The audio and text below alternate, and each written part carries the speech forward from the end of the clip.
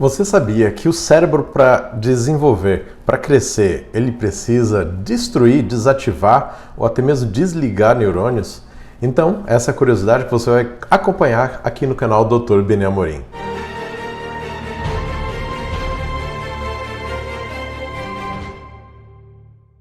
Olá, seja bem-vindo a mais um vídeo do nosso canal. Hoje nós vamos falar sobre uma curiosidade, uma informação, que é como que o nosso cérebro se desenvolve.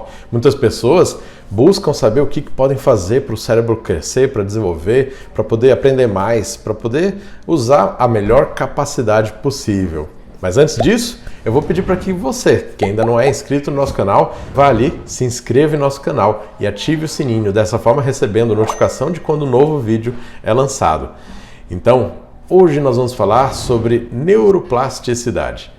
O que é neuroplasticidade? Como o nosso cérebro ele se desenvolve, como ele cresce, como ele atinge o total de 86 bilhões de neurônios e mais de 10 quadrilhões de conexões que fazem com que nós sejamos o que nós somos hoje. Tenhamos reações, emoções, sentimentos, como nós reagimos e como nós respondemos às adversidades do meio ambiente. Bem, lá no começo, no desenvolvimento fetal, onde um grupo de células vão se unir para formar o nosso sistema nervoso central, a partir daí inicia um processo de crescimento da população de neurônios, que vão constituir aqueles que vão ser os primeiros, fazendo com que o bebê, ao nascer, ele consiga responder quando estiver com fome, quando estiver sujo para ser trocado, trocar a fralda, como que ele chora, como que ele reage.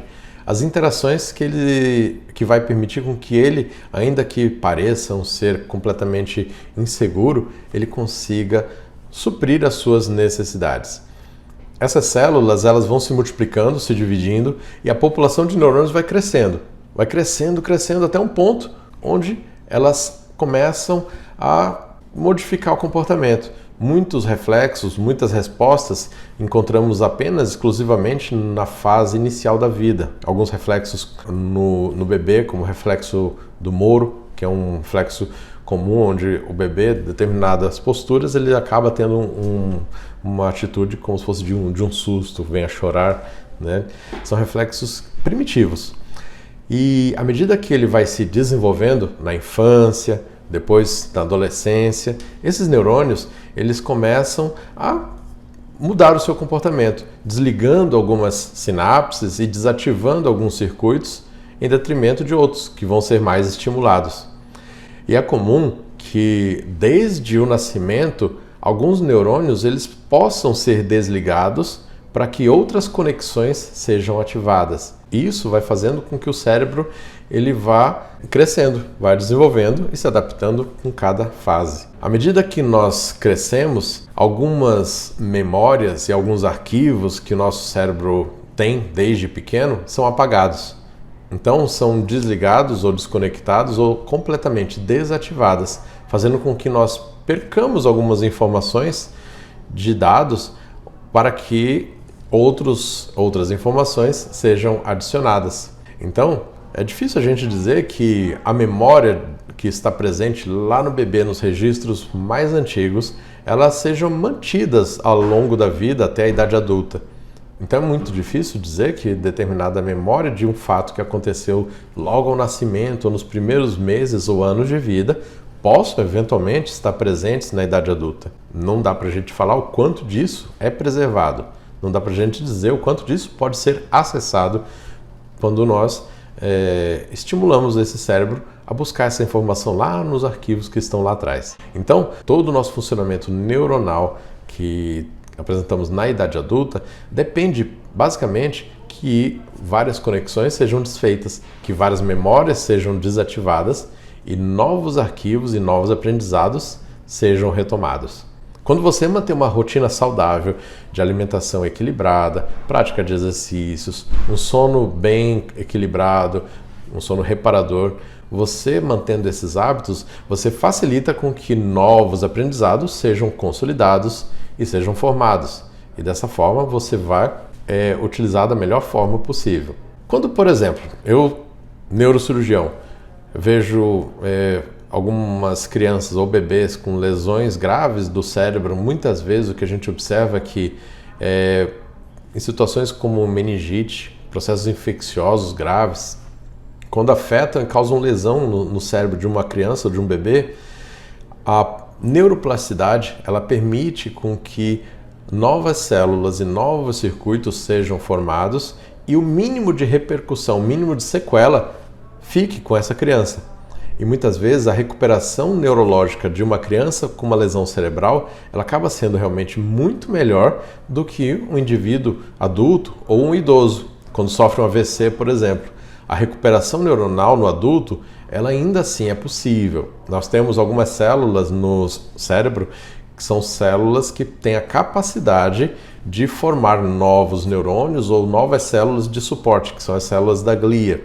Essas células, que são células-tronco, elas estão localizadas em algumas regiões ainda no cérebro, que permitem com que ocorra esse tipo de neuroplasticidade. O adulto, quando sofre um AVC, por exemplo, ele durante uma fase inicial, ele pode acabar tendo um grau de sequela muito maior do que quando a gente observa depois de meses ou até mais de anos, onde a gente observa que na fase aguda, é claro que nós temos na fase inicial de um AVC, nós temos inchaço, tem todo um processo inflamatório que faz com que o déficit seja muito maior. Normalmente, quando a gente acompanha esse adulto, à medida que vai passando o tempo, os meses, os anos, esses déficits vão sendo recuperados parcialmente. E isso se dá tanto pelo cérebro que vai desinchando, né, o processo inflamatório vai reduzindo, mas também por conta de neuroplasticidade, onde outras áreas elas podem assumir algumas funções daquela área que foi perdida com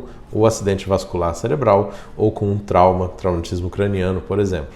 Muito tem se pesquisado em como controlar essa neuroplasticidade, como tornar o nosso cérebro capaz de regenerar o máximo possível, para que, mesmo com lesões graves, como um traumatismo craniano ou com um AVC, a gente consiga recuperar sequelas, devolver pessoas a funcionalidade, o mais próximo do que era antes daquele fato, antes do ocorrido.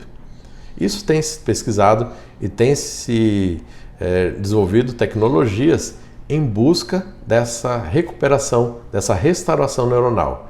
Ainda não é fato que consigamos restaurar completamente uma área perdida, mas hoje, com o avanço da medicina e da neurociência, nós temos meios de estimular esse crescimento neuronal. Não apenas com qualidade de vida, com dieta, com exercício, mas tem se conhecido hoje técnicas através de estimulação elétrica de alvos no cérebro, neuromodulação, que podem facilitar ou ativar esse processo de restauração neuronal. Então, muito estamos avançando. O cérebro nosso, ele é capaz de cicatrização, ele é capaz de restauração. Isso se deve à nossa neuroplasticidade. Todos nós temos essa capacidade inata, que faz parte do nosso cérebro. Mas se você puder cuidar bem, controlando pressão, controlando diabetes, níveis de colesterol, de gordura no sangue, tendo uma prática de vida saudável, um sono equilibrado, exercício físico, isso é alcançado de forma ainda natural e muito mais facilmente. Bem, se você gostou desse vídeo, deixa seu like aqui, compartilhe esse vídeo, se inscreva no canal e nos acompanhe. Muito obrigado!